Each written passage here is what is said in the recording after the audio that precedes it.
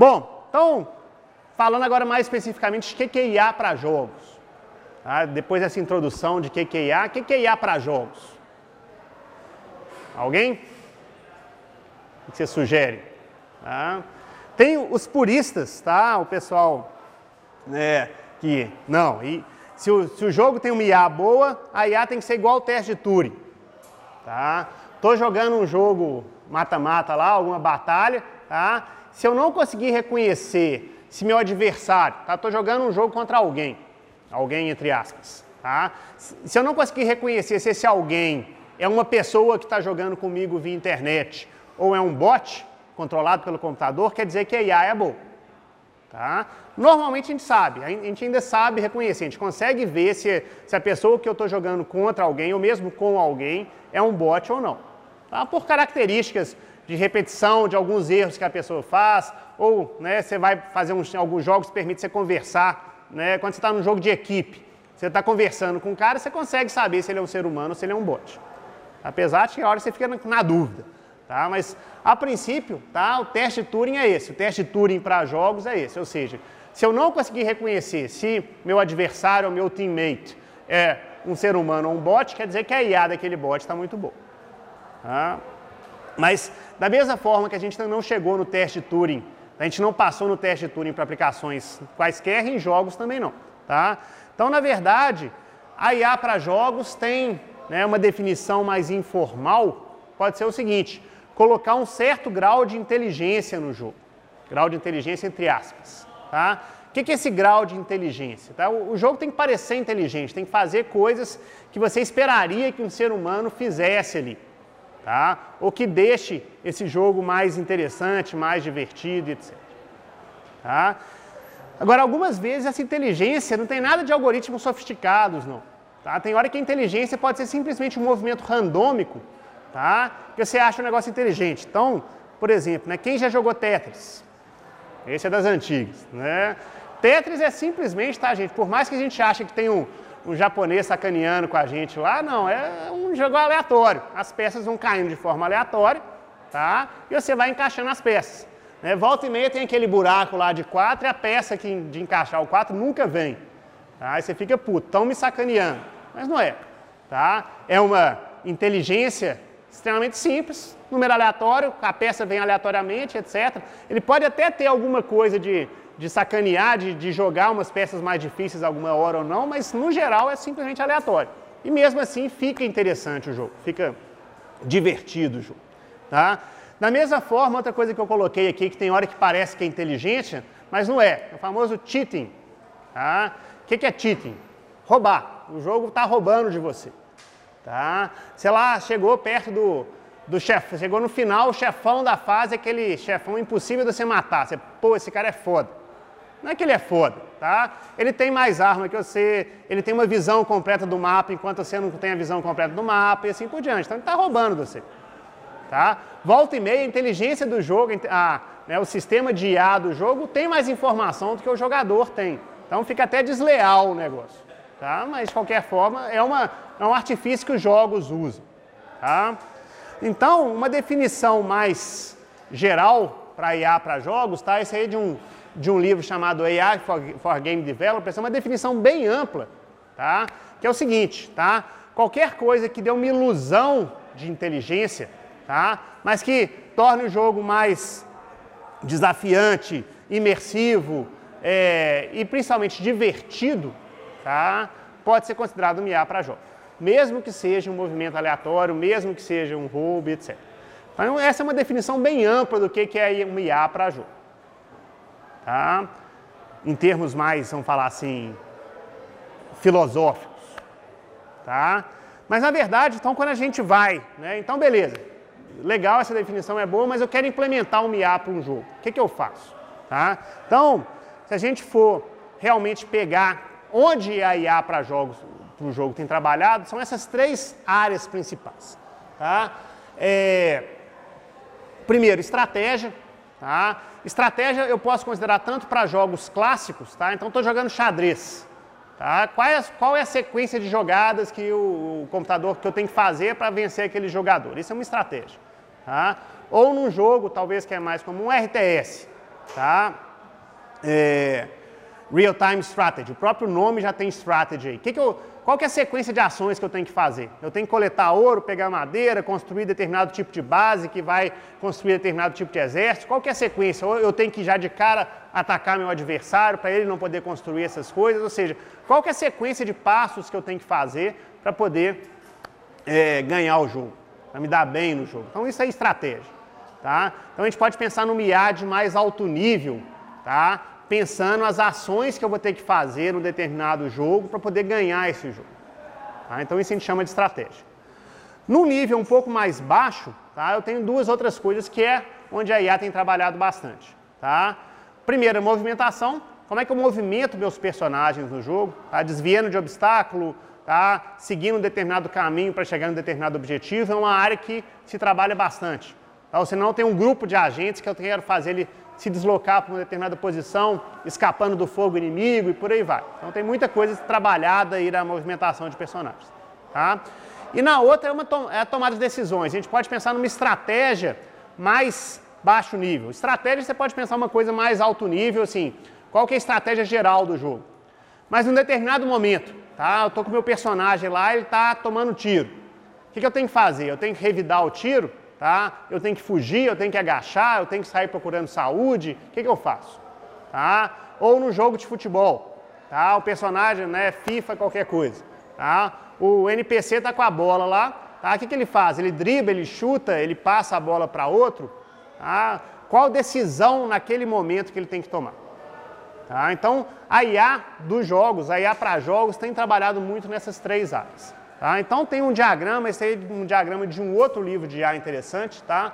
Esse aí talvez seja o livro mais completo da área de IA para jogos, chamado Artificial Intelligence for Games, tá? Que faz esse diagrama, tá? Seria um diagrama, vamos pensar, da execução de um jogo completo, tá? Então eu tenho, né, a parte de entrada e saída aqui, tá? O Word Interface, onde você vai interagir com o jogo, tá? Eu tenho toda a parte de controle do game loop, etc. E aí eu tenho as três coisas do IA que eu falei.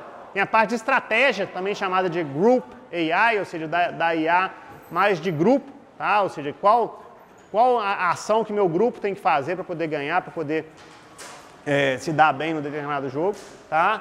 E eu tenho as partes mais específicas de tomada de decisão e de movimento, tá? Uma vez, desde um game loop, tá? O meu jogo funcionando, tá? Eu dou um comando, o meu agente inteligente vai responder, tá? Então ele vai, usando estratégia, usando tomada de decisão, se movimentando, vai mandar os resultados disso para a parte de animação e da física, que você vai ver as coisas acontecerem na tela. Então, se o sistema de IA resolver, esse jogador tem que andar, ele vai dar um comando para andar, e aí o sistema de física envolvido, tá? E a parte de display toda vão mostrar esse personagem andando na tela. Tá? Ah não, agora o meu sistema de IA mandou o jogador agachar. Então ele vai mandar um comando e o sistema de jogo vai poder agachar e assim por diante. Tá? Então a IA tá principalmente focada nisso aqui. Tá? Mas tem outras áreas que está colocada aqui do lado, tá? Que cada vez mais a IA tem tido implicação também. E a principal delas talvez seja Content Generation, tá? O Content Creation. Hoje em dia tem algumas técnicas, eu vou falar disso mais para frente um pouquinho, tá? Chamado de geração procedural, tá? Ou até Dynamic Scripting, tá? Que permite eu fazer um IA adaptativo, um IA que muda o jogo, tá? Ou que cria novos cenários, que cria novos desafios. Então pensa num jogo que está sempre mudando. Aí a coisa mais chata é você compra um jogo, compra, né? Espero que todo mundo aí compre jogos, tá? Você compra um jogo, tá? Chega no final. Beleza, aí eu vou jogar de novo, não tem graça, ele segue o mesmo script, o mesmo roteiro, a mesma coisa, o jogo não muda. Tá? Então hoje em dia tem jogos que mudam, tentam mudar dinamicamente, geram novos desafios, geram coisas automaticamente. Então a IA também está envolvida um pouquinho nesse content creation aí. Tá? Mas, oi.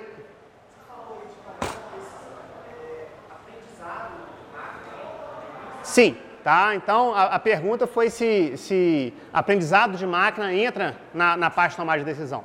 Entra e muito.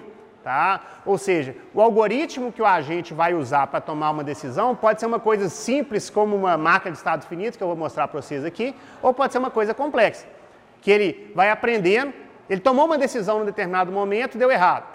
Aí ele vai, né, tem uma coisa que chama aprendizado por reforço, que é uma coisa relativamente simples, que é o seguinte, né, igual aprendizado por reforço, você pode pensar que você está ensinando o seu cachorro a fazer xixi na área de serviço. Tá? Se ele faz xixi na área de serviço, você dá um biscoito para ele. Beleza, muito bem, né, good dog. Né? Se ele faz xixi no seu quarto, você vai dar uns tapinhas nele. Tá? Então, você está fazendo ele aprender. Né? Da mesma forma num jogo. Tá? Se o seu NPC acerta o tiro, ele ganha ponto. Né? Se o seu NPC erra o tiro, ele perde ponto. Então, ele vai aprendendo por reforço e vai tomar essa decisão. Sim, tá? O aprender com o jogador real é até uma coisa mais difícil, é uma área que a gente tem trabalhado aqui, tá? Que exatamente como é que você pega informação, como é que você extrai essa informação do jogador real, tá? Para poder aplicar no NPC. Tá? Assim, mas com certeza, aprendizado de máquina está muito envolvido nessa parte de tomada de decisão. E também na movimentação, tá? Ou seja, aprendizado de máquina é uma técnica de IA bastante utilizada e cada vez mais utilizada. Tá? O grande problema, né, já adiantando um pouquinho, do aprendizado de máquina para jogos é que ele ainda não é uma coisa completamente determinística. O que é não ser determinística? Você não tem certeza do resultado. Tá? Pode ser, né, tipo assim, você pega, né, colegas que trabalham com aprendizado de máquina, você vai treinando, você treina uma coisa para reconhecer, por exemplo, igual eu falei, reconhecer caractere. Tá? Ou seja, e aí ele funciona você consegue uma taxa de acerto grande, 95% das vezes ele acerta. Tá? Mas 5% das vezes ele erra. Né? Isso, para um reconhecimento de caractere, tá ok, porque depois você vai e conserta na mão. Tá? Mas para um jogo, pode ser ruim. Tá? Se seu personagem, de repente, faz aquele erro mais ridículo, tá? O negócio não está funcionando direito. Tá? Então, né, a grande indústria de jogos tem um pouco ainda de receio de pôr essas coisas, vamos falar assim, não determinísticas, que dão certo em 80% das vezes, mas em 20% das vezes não dão errado. Por quê? Porque pode, né, gerar reclamações, perder o consumidor. Tá? Mas cada vez mais, tá? Principalmente jogos mais modernos e alguns nichos específicos, o pessoal tem usado isso aí. Tá? Eu vou falar disso mais pra frente um pouquinho.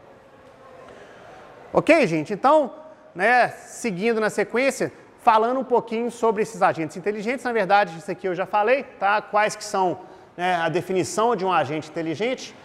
E aqui é um diagrama de como é que esse agente funciona nesse mundo, seja um mundo real ou seja um mundo virtual. Tá?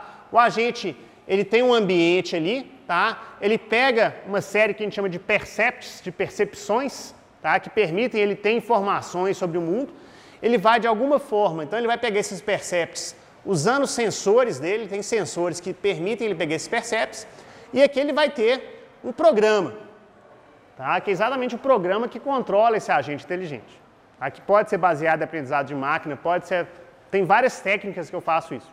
Esse programa vai tomar alguma decisão, tá? E vai o agente agir no mundo com essa decisão que ele tomou. Pode ser para andar, pode ser para tirar, ou seja, as ações retornam para o ambiente. Então a gente tem uma função que faz esse mapeamento dos percepts para os agentes, tá? E essa função vai ser implementada por um programa. E dependendo do seu ambiente, esse programa vai ser mais complexo ou não.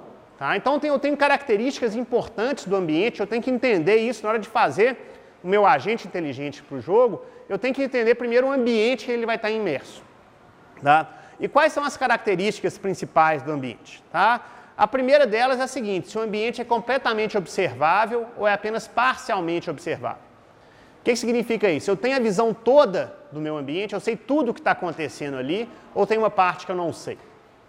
Né? Se você pensar no xadrez, tá? O xadrez você tem a visão toda do tabuleiro. O tabuleiro está aí na sua frente, você tem a visão toda, você pode raciocinar em cima de tudo que está acontecendo. Tá? Então a gente fala que o xadrez é completamente observável. Já, por exemplo, um jogo RTS com Fog of War.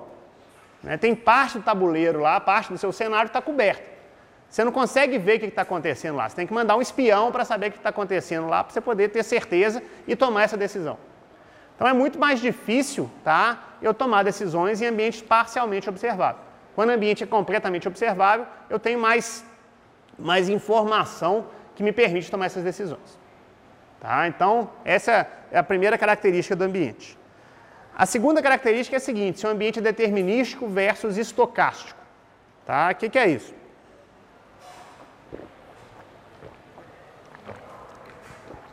No ambiente determinístico, tá? O estado do ambiente, né? O que é o estado do ambiente? É o valor das variáveis, tudo que está envolvido ali, tá?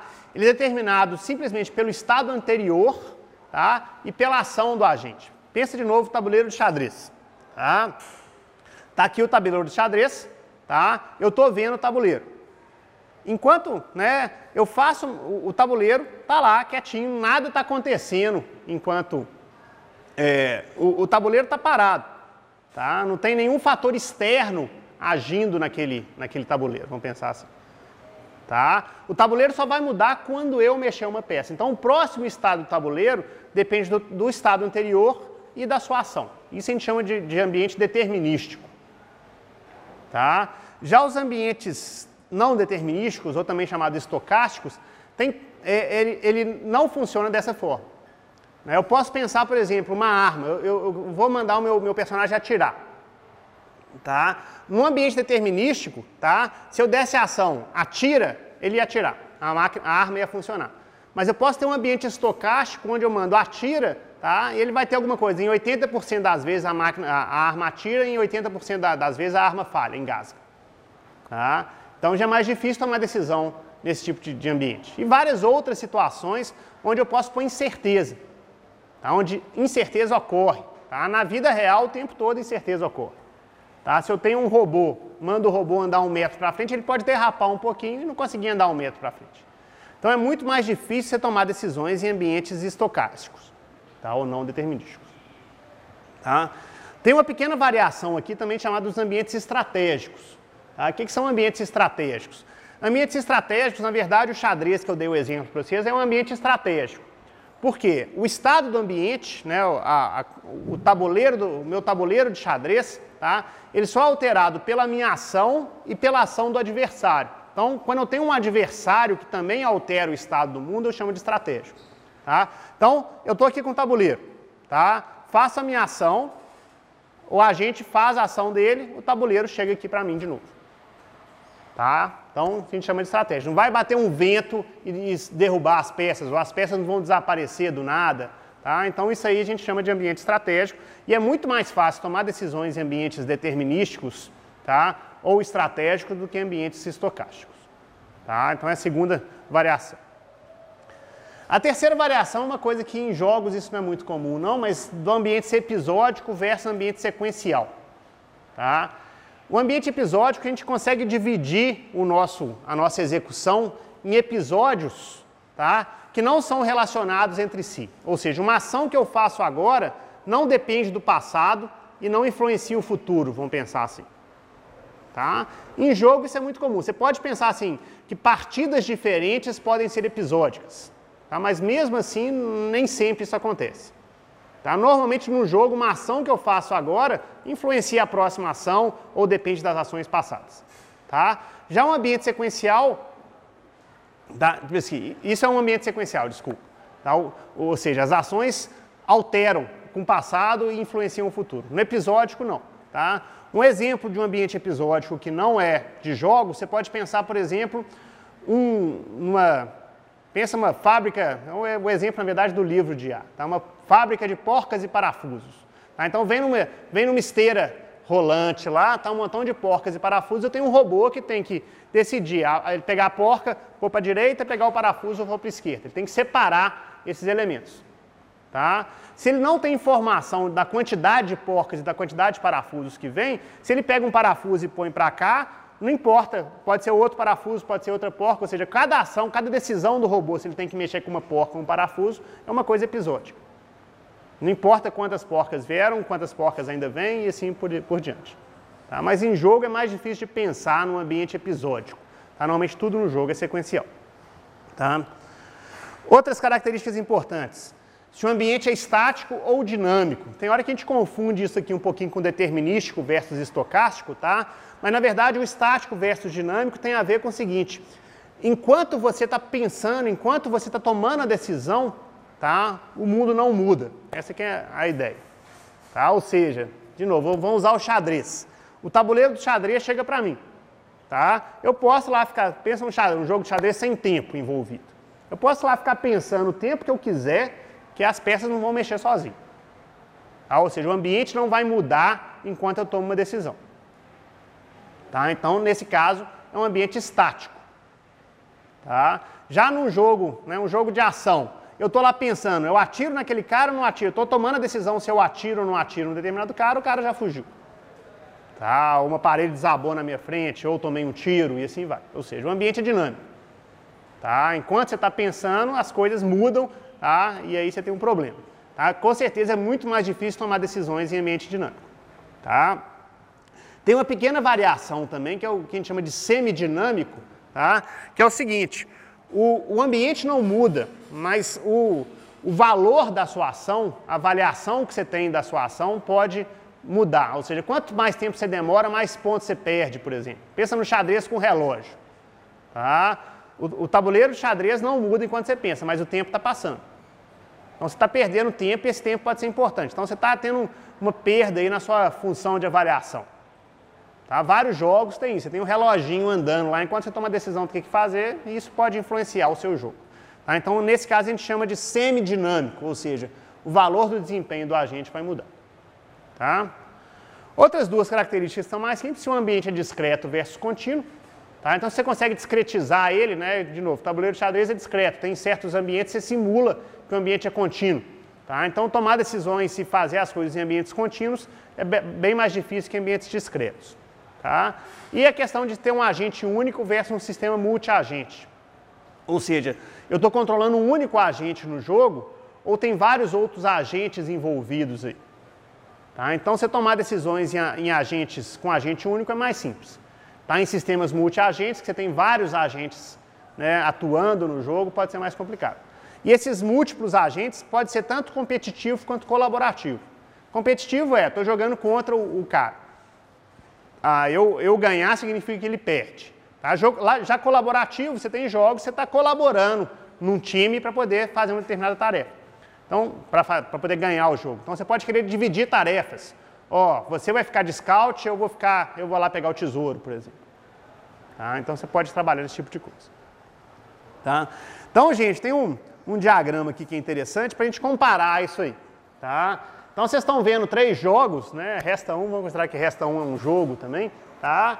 Resta um, xadrez e Doom, ou um jogo de ação qualquer aí, tá?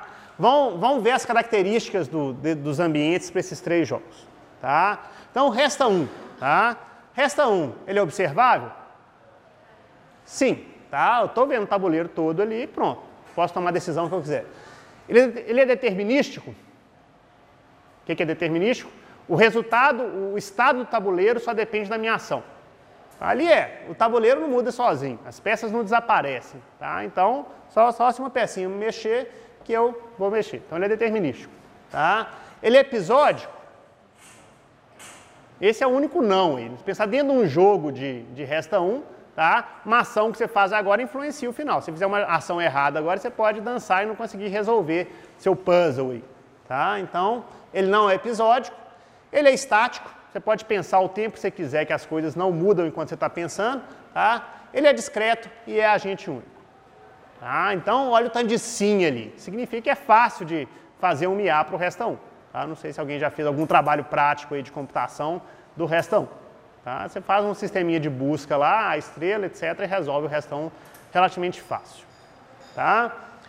O xadrez, vamos para o segundo aqui. Tá? O xadrez é observável? Sim, tá? Continua observável, tem meu tabuleiro ali em vista. Tá? Ele é determinístico?